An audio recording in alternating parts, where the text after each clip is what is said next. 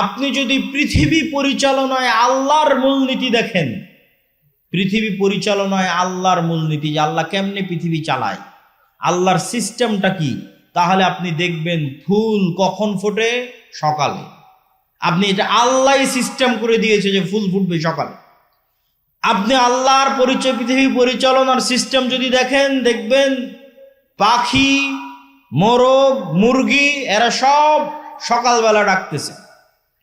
তো এরকম প্রকৃতির দিকে যদি আপনি গভীর থেকে গভীর দৃষ্টি দেন, দেখবেন আল্লাহ প্রকৃতি সাজিয়েছে এভাবে যে সারা প্রকৃতি সকালে জেগে যায়। তো যেখানে সারা প্রকৃতি সকালে জাগতেছে, আপনি নিশ্চিত থাকেন আপনার শরীরের ব্লাড সার্কুলেশন, আপনার ব্রেনের কার্যক্ষমতা ওভাবেই জাগে। আপনি বিজ্ঞানীদের কাছে যান, ডাক্তারের কাছে যান, যে চন্দ্রের উত্থান পতনের সাথে মানুষের রক্তের উত্থান পতন হয় কিনা, সকাল সন্ধ্যা এবং রাতের সাথে মানুষের ব্রেন এবং রক্ত কাজ করে কিনা, ডাক্তারেরা আপনাকে সহমত জানাবে যে হ্যাঁ, মানুষেরও প্রাকৃতিকভাবে মানুষের শরীরের রক্ত, মানুষের ব্রেন সকালে বেশি প্রোডাক্টিভ থাকে। তো সারা পৃথিবী সকালে জাগিয়ে রেখেছে আল্লাহ, আপনার শরীরকেও জাগিয়ে রেখেছে সকালে, কিন্তু আপনি জোরপূর্বক সকালে ঘুমাচ্ছেন।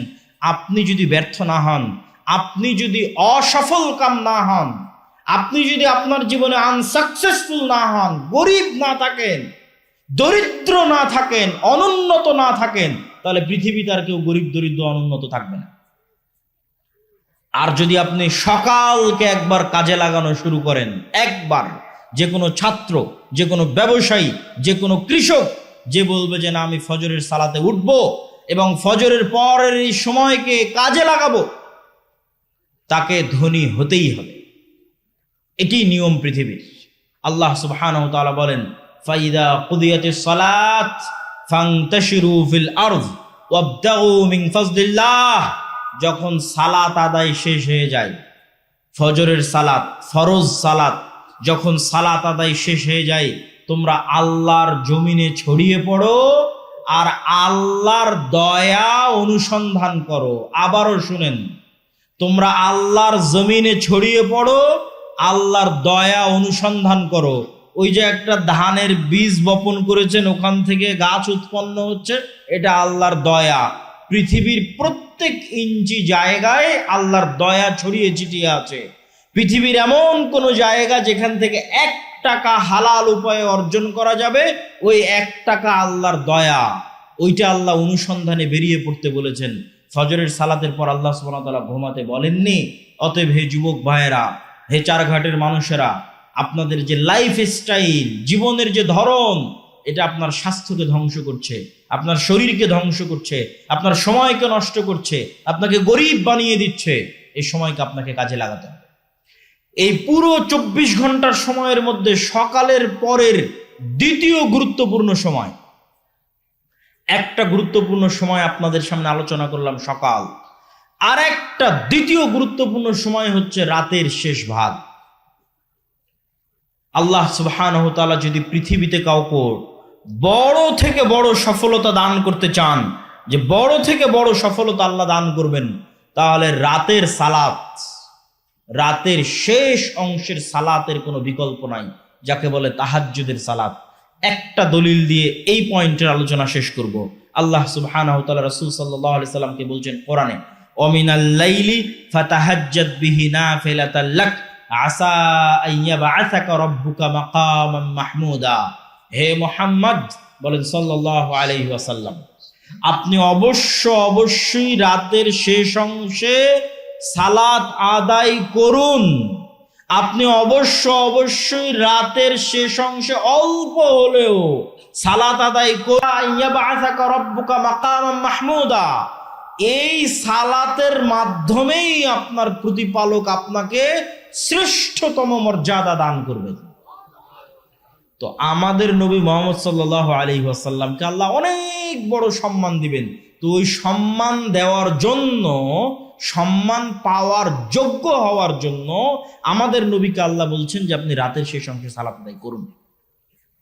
আগের যুগের মুসলমানদের পায়ের নিচে রোমান সাম্রাজ্য আর পারস্য সাম্রাজ্যের মতো বড় বড় সাম্রাজ্য এমনি ধুলায় ধূসরিত হয়ে যায়। তাদের কাছে ছিল কোরআনের শক্তি, তাদের কাছে ছিল রাতের শেষ অংশের সালাতের শক্তি।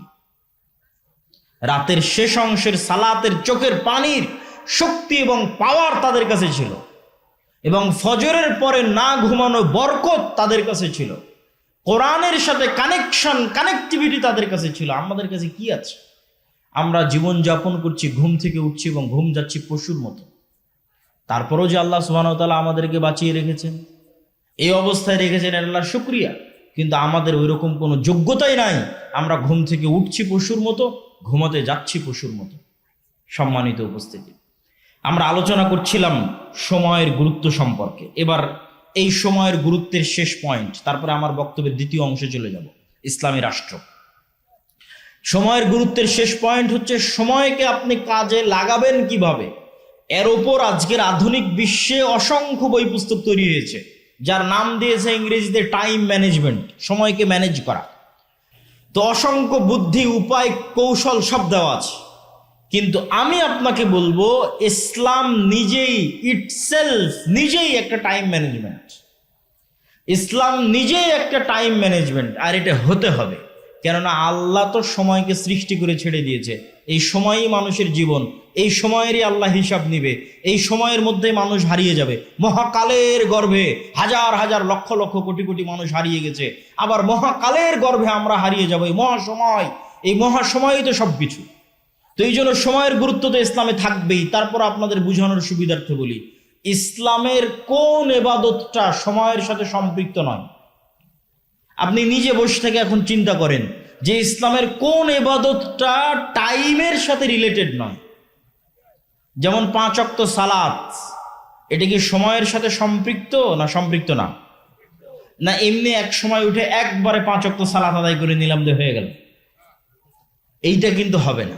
যে আমি ঠিক আছে এখন 10টা বাজে, এই 10টার সময় 5 ওয়াক্ত সালাত সমান যতগুলো রাকাত হয় তার সব একবারে পড়ে নিলাম, সারা দিনের নামাজ শেষ। এরকম কোন ফতোয়া আছে? তাহলে প্রত্যেক সালাতের নির্দিষ্ট সময় আছে না?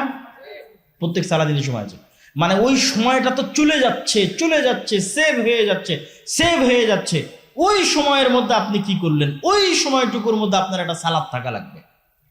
আপনার জীবন থেকে একটা সময় রানিং, আল্লাহ মহাকাল সৃষ্টি করে দিয়েছে, দৌড়াচ্ছে, হাজার হাজার কোটি কোটি কিলোমিটার গতিতে দৌড়াচ্ছে, যেটা আমি দেখতে পাচ্ছি 24 ঘন্টা। এই দৌড়ানোর মধ্যে আমার একটা কাজ থাকতে হবে। সকালে ফজর, দুপুরে জোহর, বিকেলে আসর, মাগরিব, সন্ধ্যায়, রাতে এশা, এগুলো একটা করে ছুটে গেল, মানে ওই সময়টা গ্যাপ চলে গেল, মানে ওই সময়ে আর আমার নামে কোনো নামাজ নাই, গ্যাপ। সময় কিন্তু সেভ হয়ে গেছে, সময় কিন্তু পার হয়ে গেছে, কিন্তু আমার নামে কোনো সালাত নাই। তো ইসলাম নিজেই একটা টাইম ম্যানেজমেন্ট। এখানে এমন একটা ইবাদত আপনি আমাকে দেখান যে ইবাদতের সময় দেওয়া নাই। আপনি যদি রমজানের কথা বলেন, আপনি যদি সাহারির কথা বলেন, আপনি যদি ইফতারির কথা বলেন, আপনি যদি ঈদের কথা বলেন, ঈদের নামাজের কথা বলেন, ঈদের নামাজ কখন পড়তে হবে, আপনি যদি কুরবানির কথা বলেন, কুরবানি কখন দিতে হবে, সিয়াম কখন শুরু হবে, নফল সিয়াম, সপ্তাহের সিয়াম, মাসের সিয়াম, প্রত্যেকটা ইবাদত সময়ের সাথে সম্পৃক্ত। জাকাতের কথাও যদি বলেন, জাকাতের হিসাব, ওটাও বছর, ওটাও সময়ের সাথে সম্পৃক্ত। হজের কথা যদি বলেন, হজ কখন করবেন, ওটাও সময়ের সাথে সম্পৃক্ত। সম্মানিত উপস্থিতি, তো ইসলাম নিজেই একটা টাইম ম্যানেজমেন্ট। কেউ যদি ইসলামকে শুধু অনুসরণ করে চোখ বন্ধ করে, তো ওর সময় নষ্ট কম হবে।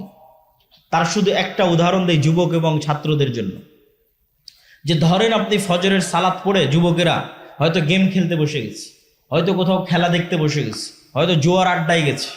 তো ও যদি বেনামাজি হয়, তো ওর আর কোনোদিন স্মরণ পড়বে না যে আমি কি করছি আর আমার কি করা উচিত। একটা মুভি দেখতেই সারাদিন পার হয়ে যাবে, একটা সিরিয়াল একের পর এক দেখতেই সারাদিন সারা রাত পার হয়ে যাবে। কিন্তু ওর যদি নামাজের বিষয়ে সচেতনতা থাকে, তাহলে জোহরের যখন আজান হবে, ওকে উজু করতে হবে, ফ্রেশ হতে হবে, মসজিদে যেতে হবে। ও অন্তত একটা ভাবার সময় পেল, কিরে সকাল থেকে তো সব সময় নষ্ট করলাম, এখন কি করব জোহরের পরে। ঠিক আছে, জোহরের পর আবার সময় নষ্ট শুরু করলো, এবার আসরের সময় আজান হলো, উজু করলো, মসজিদে গেল, আবার চিন্তা করার সুযোগ পেল, এতক্ষণ কি করলাম, এখন কি করব। আবার মাগরিবের সময় চিন্তা করার সুযোগ পেল, এতক্ষণ কি করলাম, এখন কি করব। আবার এশার সময় চিন্তা করার সুযোগ পেল, এতক্ষণ কি করলাম, এখন কি করব। শুধু যদি সালাতই আদায় করে ওই ব্যক্তি, তো অন্তত দিনে 5 বার চিন্তা করার সুযোগ পায় যে আমি কি করছি, আমার কি করা উচিত। আর যদি ওই সালাতটুকু আদায় না করে, তো এইভাবে কতদিন পার হয়ে যাবে, কত মাস পার হয়ে যাবে, ও কোনোদিন কল্পনা করারও সুযোগ পাবে না। এইভাবে একদিন মৃত্যু চলে আসবে। সম্মানিত উপস্থিতি, তো সময় আল্লাহর অনেক বড় নিয়ামত। আমাদেরকে সময় মূল্যায়ন করতে হবে, বিশেষ করে ফজরের পরের সময়, বিশেষ করে রাতের শেষাংশের সময় যদি কেউ মূল্যায়ন করতে পারে, জাতি হিসেবে আমরা সফল হব। আল্লাহ কবুল করুক, আল্লাহুম্মা আমিন। বক্তব্যের দ্বিতীয় অংশ। আমি আপনাদের অধৈর্য হওয়ার আগে বিদায় নিব। কেন? আমি আসছি ঢাকা থেকে, আমাকে যেতে হবে ঢাকা।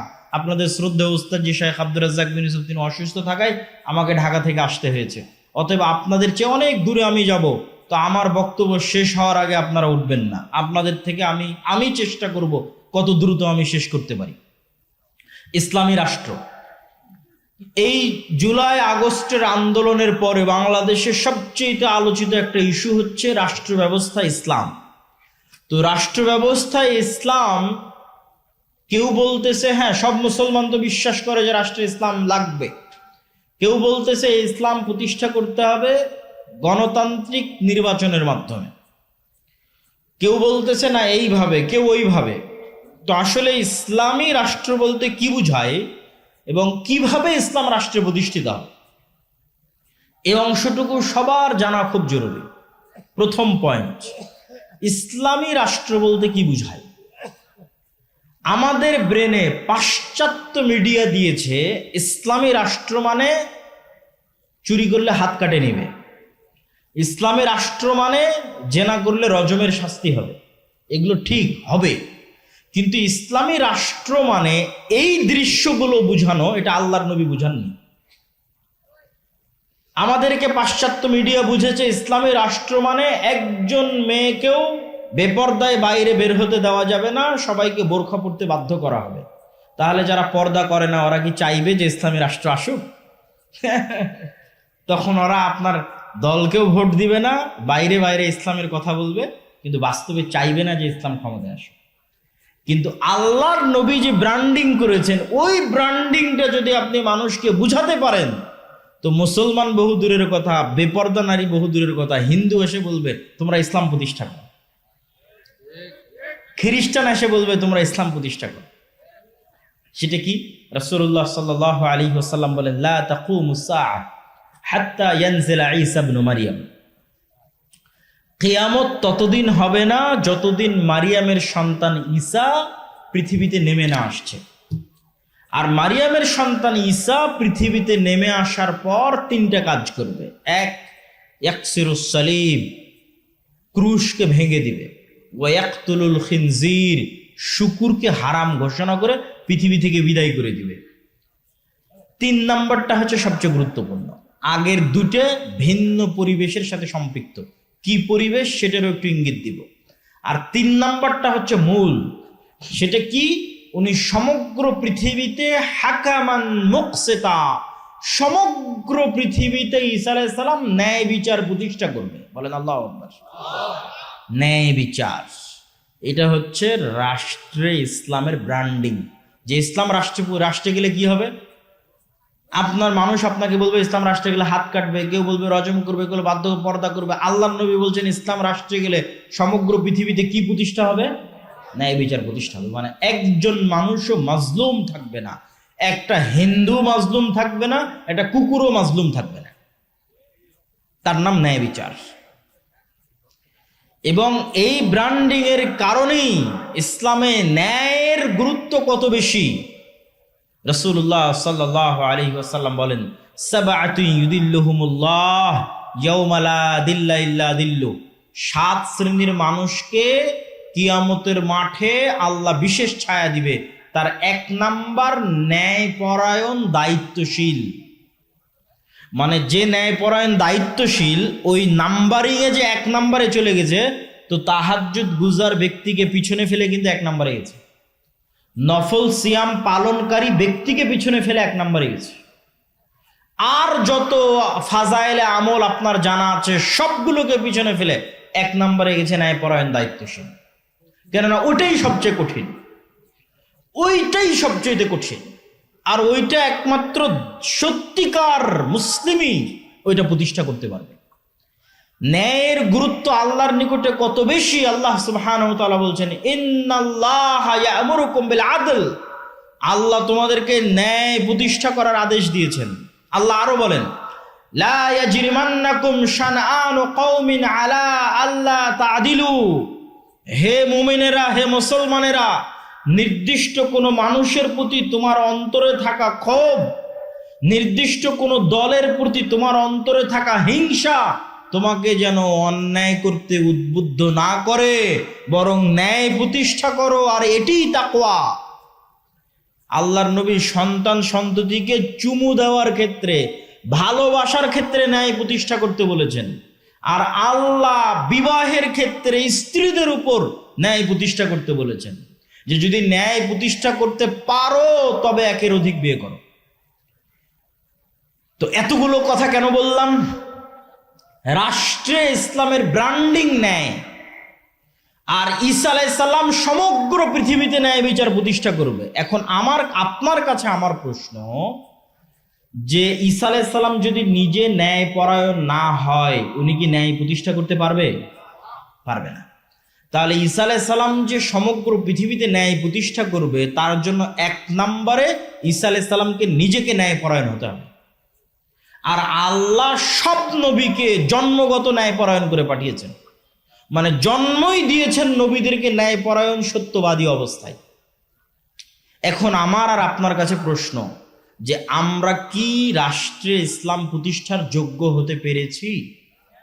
ওইটার প্রশ্নের এক নম্বর আসবে যে আমরা কি ন্যায় পরায়ণ হতে পেরেছি। যদি আমরা ন্যায় পরায়ণ হতে না পারি, তো রাষ্ট্রে ইসলাম প্রতিষ্ঠার যোগ্য হতে পারিনি। এবার বাস্তব উদাহরণে আসেন। আপনাদের এই চারঘাট, বাঘা, রাজশাহীর এই অঞ্চলের যত মানুষ আপনারা এখানে উপস্থিত আছেন, যতজন মিডিয়ার মাধ্যমে শুনবেন, আশেপাশের পাড়া প্রতিবেশী সবার কাছে চেক করবেন আমার এই প্রশ্নটা। দুটো উদাহরণ দিব। এক, আপনার বাবার মৃত্যুর পরে অথবা আপনার দাদার মৃত্যুর পরে আপনি আপনার বোনকে অথবা আপনার আব্বা, আপনার ফুফুকে আপনার দাদা অথবা বাবার সম্পত্তিতে ন্যায়ের সাথে তার পাওনা বুঝিয়ে দিয়েছে কি? প্রশ্ন। এক দল মানুষ পাবেন বুঝিয়েই দেয়নি, মানে বোনকে এই অজুহাত দিয়েছে যে সে ভাইয়ের বাড়িতে যাতায়াত করবে, এই জন্য ভাই তার সম্পত্তি ভোগ করবে।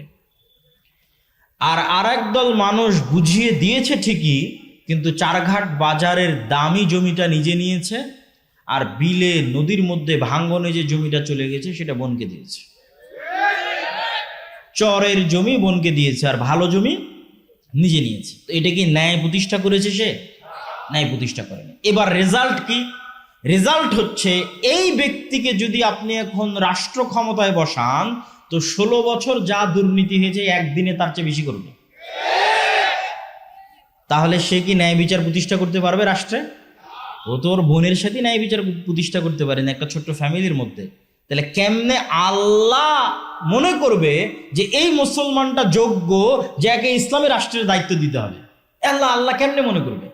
আল্লাহ তো বলে রেখেছে ইসলামী রাষ্ট্রের ব্র্যান্ডিং ন্যায় বিচার। তো ওর বোনেরই সম্পদ মেরে দিয়েছে।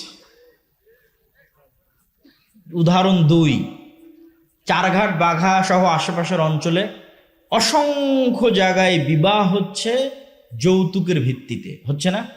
হচ্ছে। তাহলে যে যুবক তার স্ত্রী বা স্ত্রীর পরিবারের নিকট থেকে যৌতুক বাবদ টাকা গ্রহণ করেছে, সেটা প্রকাশ্যে হোক অথবা ছলে বলে কৌশলে হোক। ছলে বলে কৌশলে মোটরসাইকেল নিয়েছে, নিয়েছে, ফ্রিজ নিয়েছে, এসি নিয়েছে। তো ছলে বলে কৌশলে হোক, প্রকাশ্যে হোক, সে আরেক মানুষের সাথে, আরেক পরিবারের সাথে অন্যায় করেছে। এটা অন্যায়, এটা মানুষের সাথে সম্পর্কিত অন্যায়। তো যার হাত থেকে তার স্ত্রীর পরিবার বা তার স্ত্রীর পিতা ন্যায় পায়নি, ওই ব্যক্তিকে আপনি রাষ্ট্র ক্ষমতায় বসিয়ে দিলেও গত 16 বছর যা দুর্নীতি হয়েছে তা 1 ঘন্টাতেই করে নেবে। 1 ঘন্টাতে অতটি টাকা কিভাবে চুরি করা যায় তার চেষ্টা করবে। কেননা সে তো তার শ্বশুরের সম্পদ দেখে লোভ সামলাতে পারেনি। তাহলে এই মুসলমানেরা রাষ্ট্রের ন্যায় প্রতিষ্ঠার যোগ্য? তাহলে এই মুসলমানদের হাত দিয়ে আল্লাহ রাষ্ট্রে ইসলামকে বসাবেন, তো ইসলামেরই তো কলঙ্ক হয়ে যাবে। সম্মানিত উপস্থিতি, তাহলে আবারও চলে আসে রাষ্ট্রে ইসলাম প্রতিষ্ঠার ব্র্যান্ডিং ন্যায় বিচার।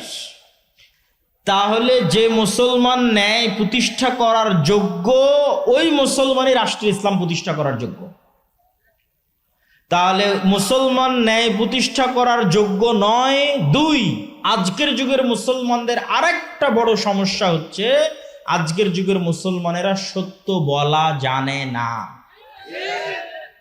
আর মিথ্যা বললে কখনো নেতা হওয়া যায় না। মিথ্যা বলে কেউ নেতা হতে পারে না, সত্যই মানুষকে নেতা বানায়। তো আজকের যুগের মুসলমানেরা যে পরিমাণ মিথ্যার সাথে সম্পৃক্ত, আজ থেকে 1400-1450 বছর আগের মক্কার কাফের মুশরিকদের চরিত্র সত্যের দিক থেকে এই মুসলমানদের চেয়ে ভালো ছিল। 2টা উদাহরণ যে তারা সত্যের দিক থেকে আপনার আমার চেয়ে ভালো ছিল। 1, আবু তালেব, আল্লাহর নবীর চাচা। আবু তালেব হচ্ছে আব্দুল মুত্তালেবের সন্তান। আব্দুল মুত্তালেব যখন জীবিত ছিল আব্দুল মুত্তালেব নেতা, আব্দুল মুত্তালেব মারা গেছে, এখন আবু তালেব নেতা। তো Abu Talib as a leader কাফের মুশরিক, ঈমান আনেনি, এই কথাই ঠিক, কিন্তু Abu Talib as a leader কোনোদিন মিথ্যা কথা বলেছে আর প্রমাণ কেউ ইতিহাস থেকে দেখাক।